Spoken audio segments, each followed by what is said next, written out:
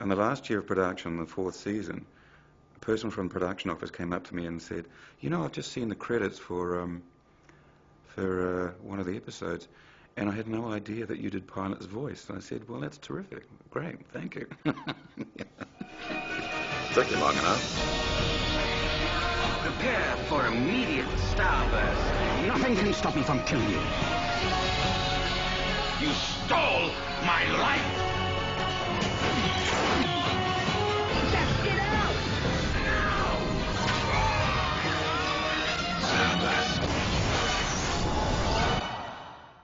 I was testing for Farscape for the best part of 3 months, and I would pass this very tall gentleman in the corridor. It was Anthony Simcoe. Anthony and I were actually testing for Dargo. The role that I was originally given to test for was Dargo, and we got callbacks after callbacks. And then Rockney S. O'Bannon came across from the States on about the 3rd or the 4th casting, and Virginia Hay was there in that casting. And he mentioned to us the concept of, at that stage it was called Space Chase. And I thought, my God, this sounds fantastic. And they'd already been in pre-production for 5 years, working with the Henson Company. And I thought at that stage, you know, even if I got 1 day's work on it, or 1 episode, it would be a fantastic project to be involved with. So we kept on testing. Rockney went back and a couple more tests. And then I got a call one Friday, and my agency at the time said, "Well, I'm terribly sorry, but it's gone the other way." And I thought, well, you know, nothing ventured, nothing gained. A few days later, I got another call from my agency, and the request at that time was to see how I would like to, you know, work on this character, Captain Crace. And I thought, oh gosh, you know, great, I'll just go in and do an episode. They gave me the Bible, and I flicked through it, and I came across this whole section on Captain Crace, and I thought, oh my God, this person, sure, I'll sure as hell play him. So they offered me Captain Crace. And a few days afterwards, I was offered Crace. The office again called and said, well, how would you like to test for this character, this creature called Pilot? And I said, sure. So I went into the studio, and they sat me in front of a tape recorder, and they said, play him like a harassed accountant. And let's start from that beginning. And so I kicked around for about half an hour, 40 minutes. And they said, thank you very much. And I walked out of there, and the next thing is I got a call on that same day, and they said, you've got Pilot as well. So I was kind of doubly blessed. Do not fire until my signal. Peacekeeper ships in visual range. Moya senses they've targeted us. We don't have any choice. Do it now, Grace. Tell them, fire at will. And the funniest thing is, not many people knew I worked on Pilot's voice. Moya is returning to the asteroid field where she last saw Talon. What? There, you see? Is Moya unclear on the concept of why we ran away? She insists on searching for her offspring. For me, the challenge was to give him a kind of an accent away from Crace, and also find a different rhythm, because I think it's always really important that you find a different rhythm for if you're doing if you're doing vocal work, voiceover work, and characterization, you've got to find a different rhythm from what you usually do. And the writer's lines actually helped me a great deal in that. And I imagine him to be a little bit like John Hurt, a British actor. So that's where I kind of got my original inspiration for him. Moya doesn't understand your distress. What really happens is I pitch it in a higher range, and all they do is put a light filter on it. 2, 1. Weapons fire on board. Weapons fire. Originally, in the first season, I would be on set. And that was great for the other actors because they were getting a live performance. But because I was working also on another set, further around the corner, on a lot, it wasn't practical for me to be there physically. So they then decided that it would be easier to actually shoot the episode, and then have me come in a month and a half later in post-production, and go into the studio and watch the rushes up there and just voice it. So it would take anything from an hour to 4 hours to 6 hours.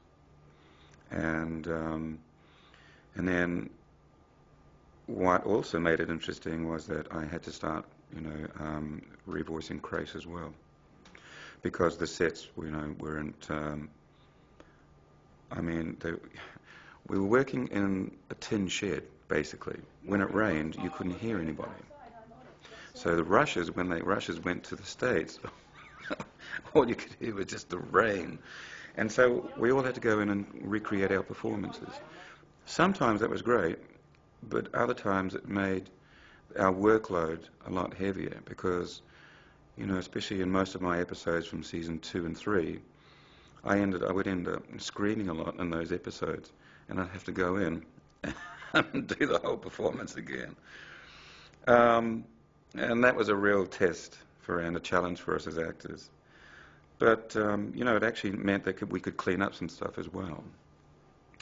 So I'd be in there in this dark little studio and just, revoicing pilot stuff, and it was fun. I wish sometimes it would be that audiences could actually see what we would do as actors. If there was a dark glass wall that you could actually see what actors do and the process they go through. It's very funny because you're only working with a microphone, and I'm really animated in there when I'm working with pilot. Ships approaching. Peacekeeper ships.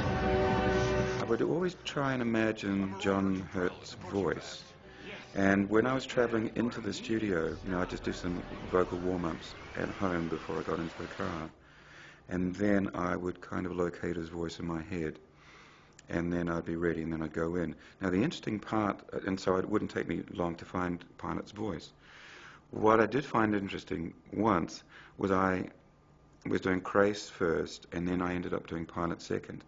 And I realized my voice had actually dropped a note, and sometimes a note and a half. So I realized then what I had to do was, if I had both roles to voice, I'd have to go in and do Pilot's voice first. We may never see any of you again. Pilot, just be ready to starburst if you don't see us hauling ass toward you.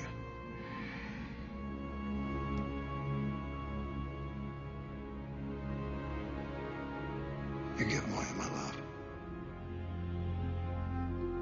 And her love to you, as well as mine. His main task was to take care of Moya. Number 1, take care of Moya. And number 2, take care of the crew. He was kind of like a navigator. Nearing the origin of Talon's transmission, but there's no sign of Talon.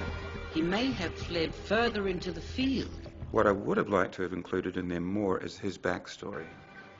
I want to be joined so badly. I can make that happen, young one.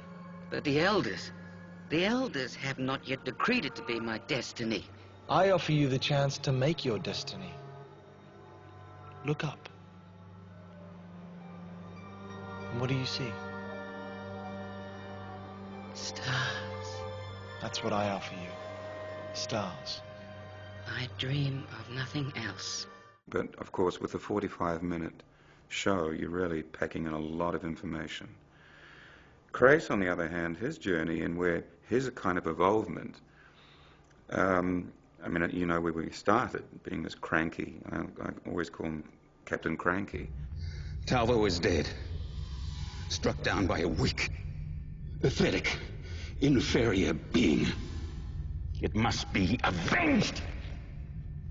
I swear in Talvo's name, Crichton, you will die in my hands. He wasn't bitter and twisted, but he was certainly on a revengeful trail for his brother being killed by Crichton.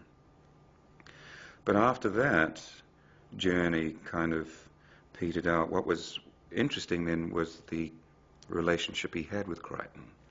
They would have been great mates. Of course, it never kind of happened that way. And I think it was for a very good reason that it didn't happen that way, because if you don't have kind of a friction in the show, then you don't have a show. I don't like this plan, and I never will. So you better behave yourself with Talon and Aaron. Because if you hurt either one of them, I'm gonna hunt you down. You hunt me down. That would complete the symmetry nicely, wouldn't it?